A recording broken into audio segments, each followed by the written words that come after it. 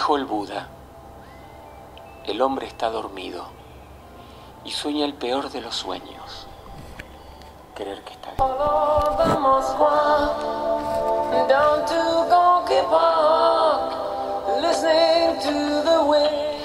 Y parte del programa de hoy vamos a ir viendo desde la neurociencia, desde la psicología transpersonal, desde la mística, desde grandes investigadores como Eckhart Tolle, o investigadores como Ken Wilber, o Sri Aurobindo, como Rupert Sheldrake, y otros, David Icke, Grid Braden.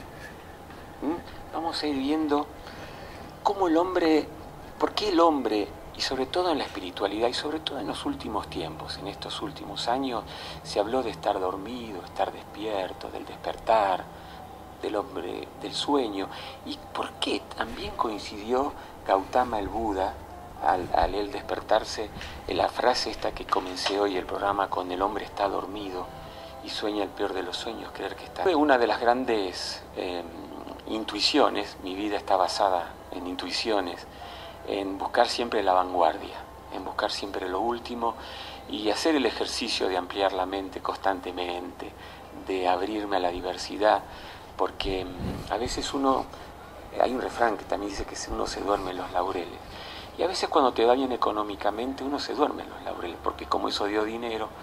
No fue mi caso.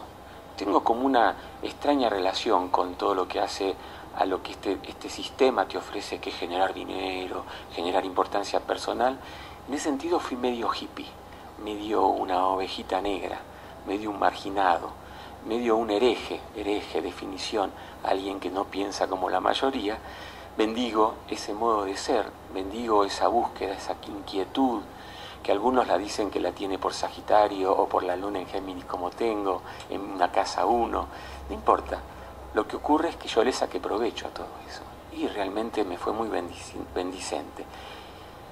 Como psicólogo empecé siempre a buscar lo que tenía que ver con algo que se podía comprobar, o con teorías donde realmente definían en mi cabeza una apertura mayor a la que ya conocía, una apertura que se traducía en una mayor bondad, una mayor capacidad de perdón, una mayor capacidad de autoperdón, donde aparecía la amorosidad, ¿no?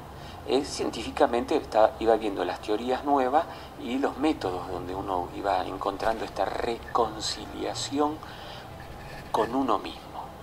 Porque toda la clave de mi abordaje terapéutico fue que la clave estaba dentro de uno, que un terapeuta acompaña, es un acompañante, es un pedagogo que da técnicamente la palabra clave para que la persona se haga la pregunta adecuada y pueda encontrar sus propias respuestas. No ni soy una persona que da consejos a nadie, ni te va a decir tenés que hacer esto o lo otro, sino lo voy a llevar al lema: tiene corazón, sos feliz con lo que haces. ¿Se acuerdan que yo esto se lo repito porque es clave, fue clave en mi vida? ¿Sos feliz con quién estás? ¿Sos feliz lo que estás haciendo? ¿Dónde estás?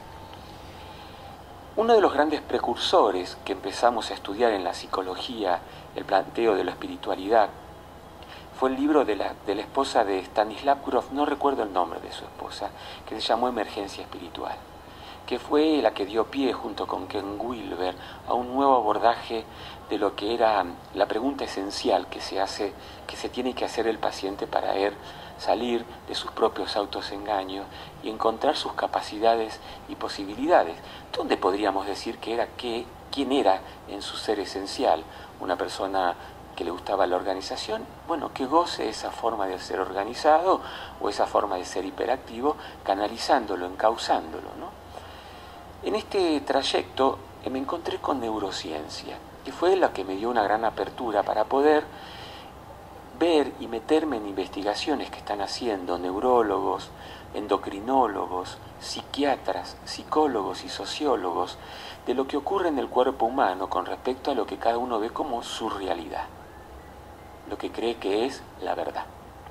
Obvio que desde este punto de vista la verdad es que nosotros somos seres que segregamos ciertas químicas y hay ciertos personajes que nos irritan, donde ese mismo personaje a otros los fascinan, a otros los enamoran y a otros... Entonces, ¿Cuál era la objetividad? ¿Esa persona cómo era? ¿Jodida, buena, enamorable? No. Y a esto se lo llamó subjetividad. Y parte del trabajo de la psicología transpersonal es ir viendo otras posibilidades de ver esos personajes para que la subjetividad sea más objetiva al tener más abanicos de visiones o de posibilidades para analizar un tema o un personaje. Espero ser claro y no muy técnico.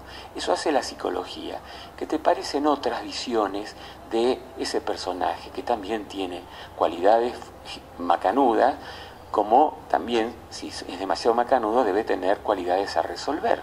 Y no nos fascinemos. De ahí que uno de los temas que me gustaba decir mucho a las personas que hacían terapia conmigo es: Eduardo fulano de tal me desilusionó. Entonces digo, bueno, acá empezamos a trabajar, señal de que estabas ilusionado. Y empezábamos a buscar no la justificación para tener conductas inadecuadas, de rechazo, reactivas, ofensivas contra ese personaje, sino de pararnos en distintos lugares. No solo hablo de un personaje, sino alguna condición que pasó con papá cuando éramos chicos, cuando ese paciente vivió, cómo vivió ciertas circunstancias. En mi caso, por ejemplo, mis padres fueron altamente independientes, ¿no? Doy ejemplos que yo conozco, no es que les cuento mi vida personal, pero esto vale. Mis padres eran personas que fueron enamorados. Estaban enamorados y no fueron muy papá. Estaban enamorados. Ellos salían de vacaciones solos, nos dejaban con un tío, nos trataban muy bien, pero estaban enamorados. Yo sentí que tuve un papá y una mamá que me dieron una libertad extraordinaria. Mi hermana Mirtita, alrededor de los 30 y tantos años, tuvo un brote psicótico porque tuvo que hacer psicología porque ella se sintió abandonada por los mismos padres que hoy me permitió a mí hacer este viaje en la vida. Esos mismos papás, a modo de ejemplo para ver si podemos entender cuán subjetivos somos. Y de esto se trata el tema de hoy. Porque hay demasiada subjetividad cuando somos partidarios de un partido político, demasiada subjetividad cuando somos partidarios de una técnica espiritual o de un modo de pensar o de una filosofía, viendo que esas realidades extremadamente subjetivas de verdades, subjetivas de lo que es la verdad, son los que después en terapia, en psicología transpersonal tuvimos que rescatar. Porque estaban esperando una nave, porque ya venía el fin del mundo, porque hace 20 años dejaron Buenos Aires porque se iba a inundar y se vinieron acá y no pasó. Y hay mucho enojo con todo eso que yo como psicólogo transpersonal escuché todos estos temas.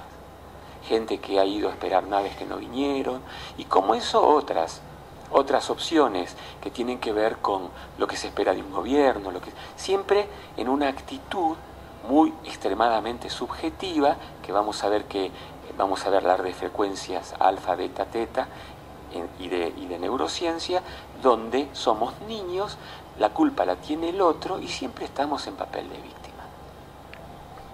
Esa es la madurez del salto de la conciencia, que cuando vamos a hablar de estados alterados de la conciencia, que entre ellos es el estado de infantilismo con que vivimos, hay un estado de la expansión de la conciencia, que es cuando empezamos a hacernos cargos de nosotros mismos. Tema de automaestría que desarrollé muy bien el encuentro anterior en Voy de Camino. Seguimos en un paisaje bucólico, ponemos algún unicornio, acá sí vale fantasear en este Voy de Camino de hoy en día, y seguimos con más Celtic Woman.